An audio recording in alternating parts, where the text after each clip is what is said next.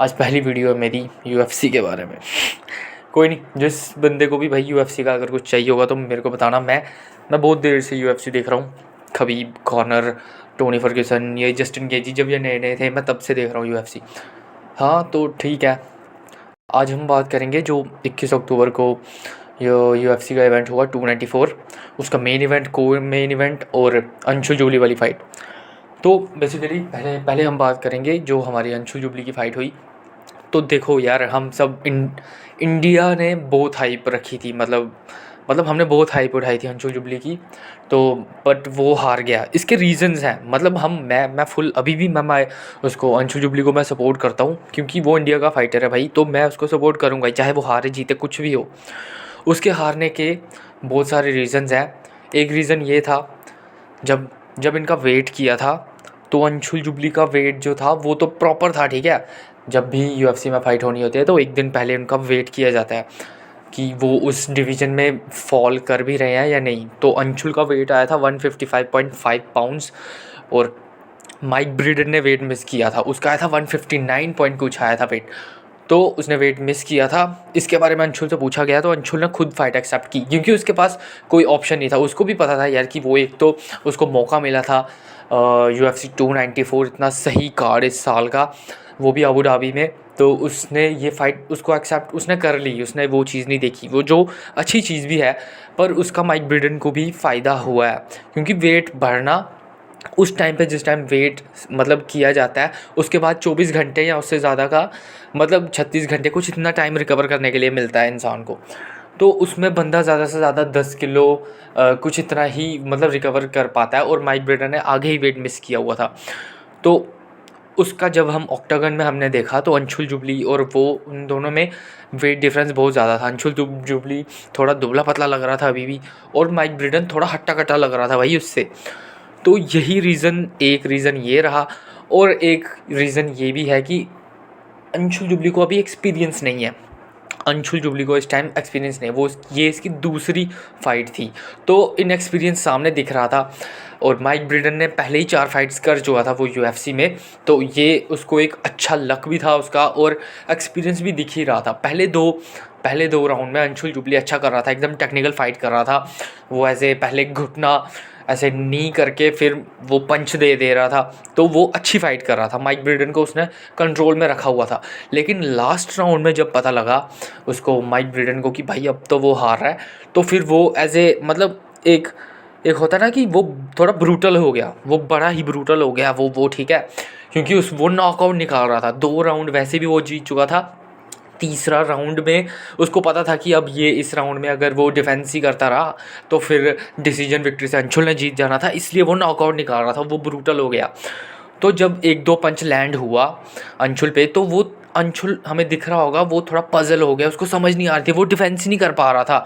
और फिर हमें दिख पा रहा था कि वो ऐसे मतलब उसको ग्राउंड पे ला रहा था, वो उसको मतलब पैरों में पकड़ रहा था, उसको गिराने की कोशिश कर रहा था, जो कि उसका एक एल मूव था, मतलब कि उसको ऐसा नहीं करना चाहिए था। पर चलो कोई नहीं, इनएक्सपीरियंस होता है, ये पहली बार फाइट कर रहा है, इसका कोई वो नहीं है, पर क्या ही कर सकते हैं अब हाँ, अब अंशुल जुबली का जो मतलब अगर हम आगे की प्रिडिक्शन करें तो देखो टाइम कितना हुआ है, 5 मिनट। अंशुल जुबली की जो ये फ़ाइट हुई, इसमें अंशुल जुबली को एक तरफ रखे और माइक ब्रेडन को एक तरफ रखे, तो सबसे ज़्यादा जो ऑडियंस है, जो एज ए टेलीविज़न पे टीआरपी की बात की जाए, क्योंकि अंशुल जुबली की जो फ़ाइट थी वो अर्ली प्रीलिम्स में थी। तो यूजुअली क्या होता है कि बंदे पेपर व्यू ख़रीदते हैं, वो जाते हैं मेन इवेंट देखने। तो इस बार मतलब थोड़ा सा तो फ़र्क पड़ा होगा अंशुल जुबली की वजह से, क्योंकि पूरा इंडिया ही उसको देख रहा था एक टाइप से, टीवी पे, स्मार्टफोन्स पे, ठीक है, सब्सक्रिप्शन लेके, पेपर व्यू लेके। तो अंशुल जुबली की वजह से ऑडियंस तो गई है, ठीक है, वो भी मैसिव लेवल पे। अर्ली प्रीलिम्स में यूएफसी ने भी नहीं सोचा होगा कि इतने अर्ली प्रीलिम्स में ही इतने बंदे आए हुए हैं देखने एक ही फाइटर को, तो ये उसको ऑडियंस तो मिली है।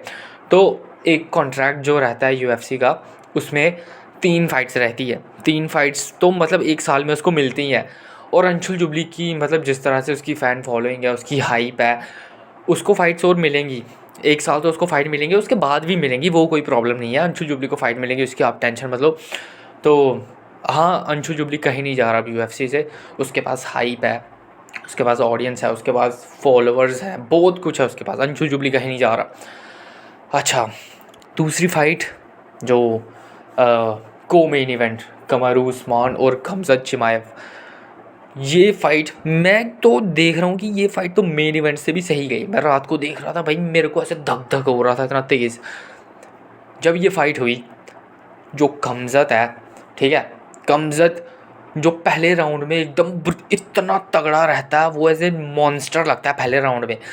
और कमारू उस्मान एकदम काम था जब हम देख रहे थे। मेरे को कमारू उस्मान के साथ ही थी मेरी, मतलब मैं अगर चाहता था तो मेरा मन था कि भाई कमारू उस्मान जीते, क्योंकि कमज़त ठीक है यार, कमज़त मतलब एक अच्छा वो फाइटर है जो इमर्ज हो रहा है, लेकिन कमारू उस्मान वो पहले का एक एक्सपीरियंस्ड फाइटर है।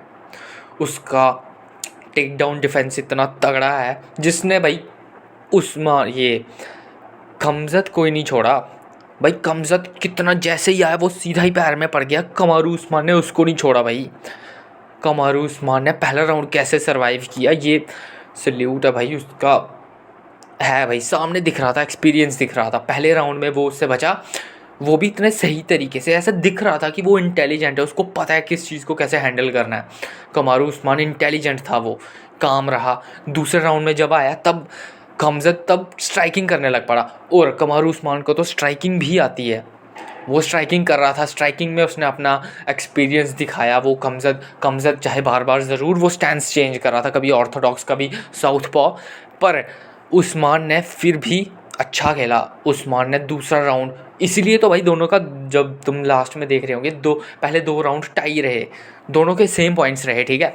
उसके बाद जो तीसरा राउंड था, तीसरे राउंड में कसम से उस्मान जीत सकता था। अगर 5 राउंड की फाइट होती ना, उस्मान जीत ही चुका था। अब क्या ही कर सकते हैं, अब डिसीजन विक्ट्री से वो जीता है। पर कमारू उस्मान इज़ ए लेजेंड भाई, कमारू Usman is a legend.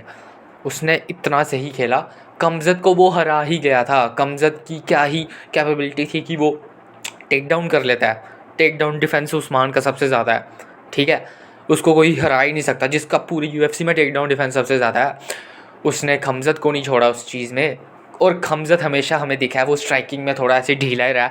Gilbert burn की जब फाइट हुई थी तो तब भी वही दिख रहा था हमें कि वो स्ट्राइकिंग में थोड़ा ढीला पड़ जाता है। उसको जब 1-2 मौका पड़े, जब उसको पंच पड़ा तो वो ढीला, वो सामने दिख रहा था, वबल हो रहा था, पर फिर भी वो टिका रहा, पता नहीं कैसे। पर उस्मान जीत सकता था भाई, बस सल्यूट है उस्मान को।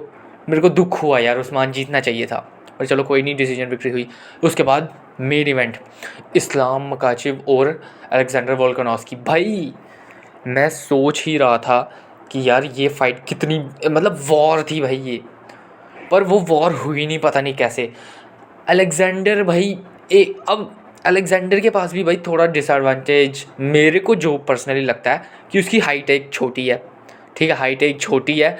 तो इस्लाम जो है वो थोड़ा उससे हाइट में ज़्यादा है, तो उसकी एक, जब वो लेग किक मारेगा तो वो उसको पूरी सिर पे ही बजेगी भाई। अगर अलेक्जेंडर को टाइम मिलता तो वो थोड़ा और अच्छा परफॉर्म कर सकता था। मैं ये नहीं कह रहा कि जीत सकता था, पर पाउंड फॉर पाउंड वो अच्छा है यार। पर कोई नहीं, क्या कह सकता है, यूएफसी का है ये इस्लाम ने बहुत सही खेला। इस्लाम ने एकदम ब्रूटल फाइट की, और उसने पहले ही राउंड में 1 मिनट और मेरे ख्याल से 33 सेकंड में उसने हरा भी दिया उसको। निग्गर भाई निग्गर। तो ठीक है, यही था UFC 294 का इवेंट।